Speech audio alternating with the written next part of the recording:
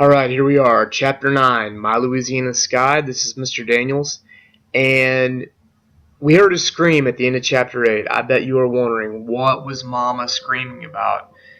This could be something very, very serious, or it could be something like a little cricket scared her by jumping out of the yard. You don't know. Knowing Mama's personality, this could be anything.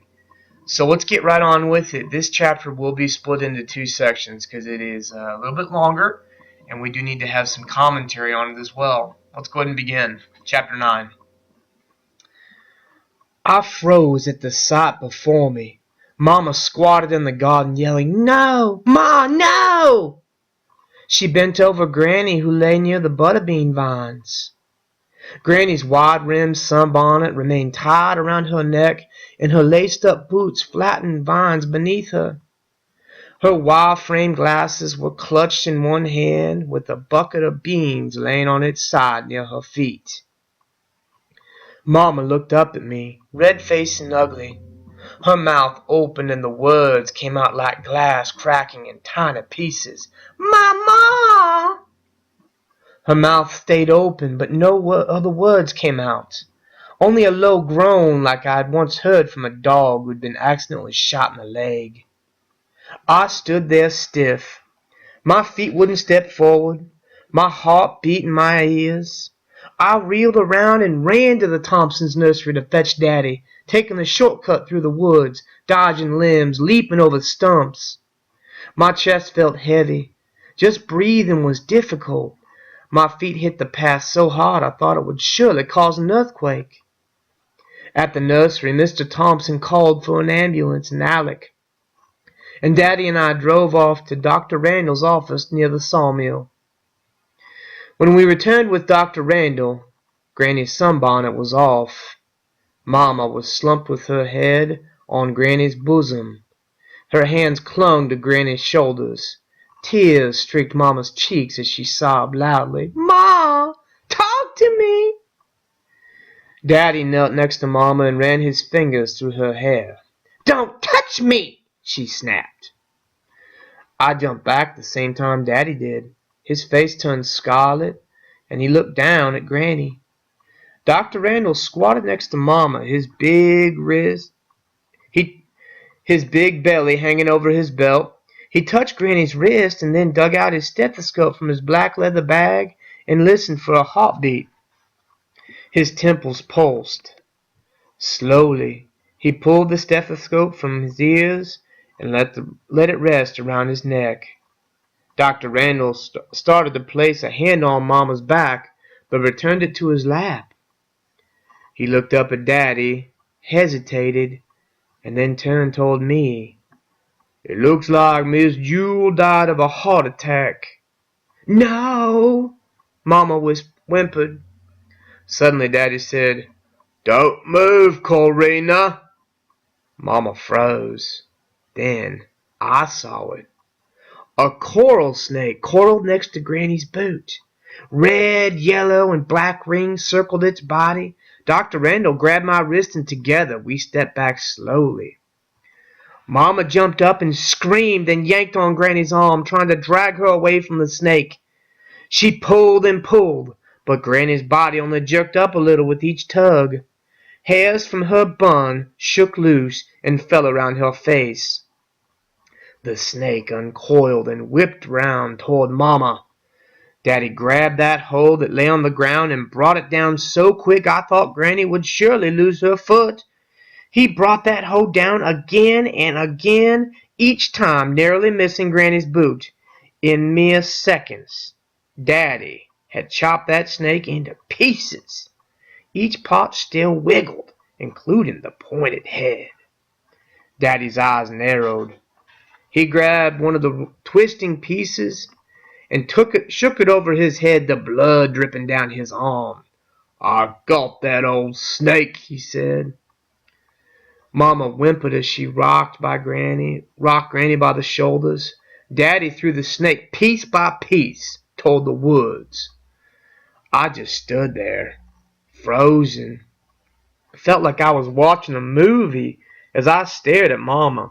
Her long hair hid her face, and the dark strands swaying as she rocked Granny.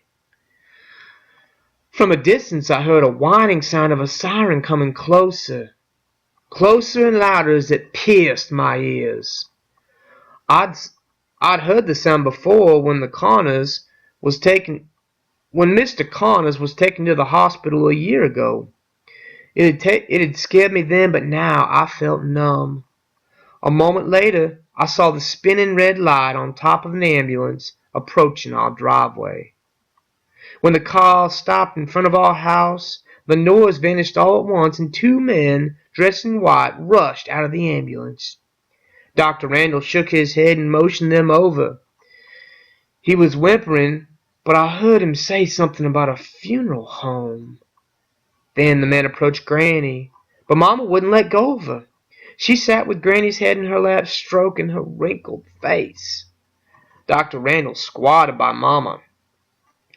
"Corina, I'm sorry, but we need to take your mother away." Mama shook her head back and forth, her hands gripping Granny's collar. "No!" she yelled. "No, no, no!" It took Daddy, Dr. Randall, and the two men to pry Mama away from Granny. She screamed, kicked, and punched. Finally, they succeeded in wrestling Mama loose. They lifted Granny, placed her on a stretcher, and then slid her into the ambulance. I quivered as I watched the double doors swing shut. When the ambulance drove away, Mama ran, following them. Daddy raced after her. He tripped and fell. Daddy raced after her. She tripped and fell. With a defeated look, Mama pounded the ground with her fist and watched the flashing light disappear down the lane. She sat there so still in the bright sunshine, whimpering.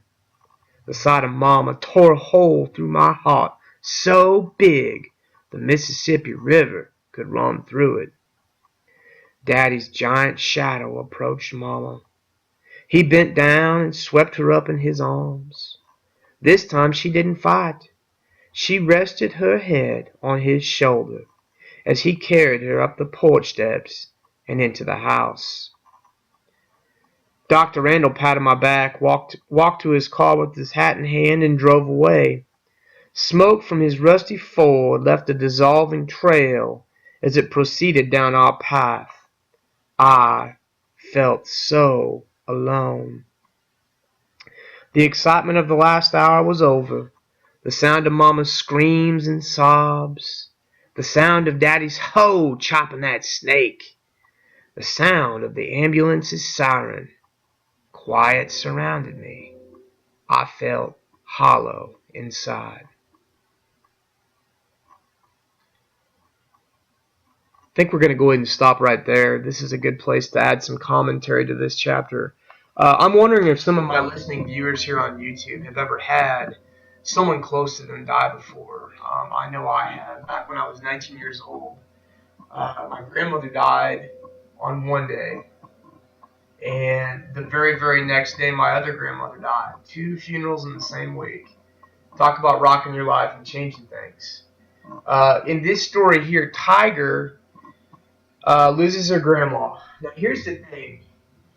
Here's my question for you. Do you think this is affecting Tiger more or Mama more? Obviously, Mama is completely reliant on Granny. She's holding her, stroking her hair, still just believing that she can come back to life even after she's long gone. How do you think Tiger's going to react to this? You're talking about the person in her life, Granny, the person that she went to advice to, the person that taught her how to make dumplings, the person that just coached her through everything in her life. She's got that person's gone. Who's going to replace Granny? Or is anybody going to? This is a tumultuous time in this poor girl's life. Here you have a 7th grade girl, 13 years old, who really has nobody right now. She has Mama and she has Daddy at that house. But guys, can either one of those people take the place of Granny? And the answer to that, I think you and I both know, is no. They can't. Can you see Daddy running this house? What about Mama? The train wreck of a mess that she is right now. Can you see Mama running this house? Or how about this one? Let's throw this possibility out there. Could a 13-year-old girl who has relied on Granny her entire life run this house? I truly don't know. And we're going to go ahead and stop right here, finish off the chapter, and find out exactly where this story is going. In the meantime, thank you so much for listening to this on YouTube, and we're going to go ahead and close it out. Rest of chapter 9 coming your way soon.